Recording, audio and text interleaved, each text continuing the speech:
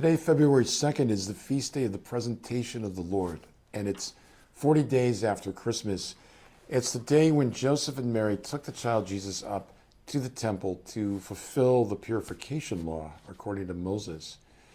And it's there that they encounter Simeon, this old man, this prophet, who the Lord has promised that he would see the Christ before he died. When I was in Jerusalem, I was blessed to see the actual stone steps that Joseph and Mary would have walked up carrying the baby Jesus that morning, 2,000 years ago. What strikes me in the very familiar passage from Luke chapter 2 is that nowhere did God tell Simeon that the Christ would be an infant, a baby. It simply says that he will encounter the Christ. So if I was Simeon on a human level, I would have thought, well, the Christ is going to come in mighty power. He is going to come with an army or a blare of trumpets. He is going to enter richly dressed. I'll know immediately who it is based on outward appearance. Of course, we know that not to be true.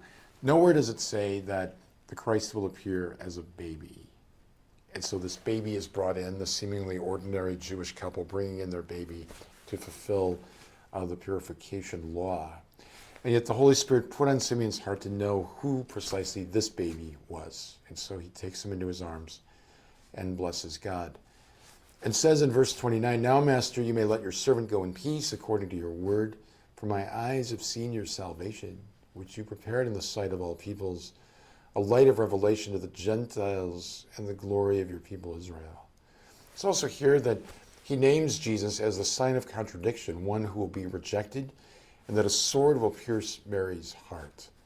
So already we see the shadow of Jesus' suffering and death manifest in this moment at the beginning in the presentation, that Mary and Joseph offer Jesus to the Father, and Jesus offers himself to the Father in every word and action.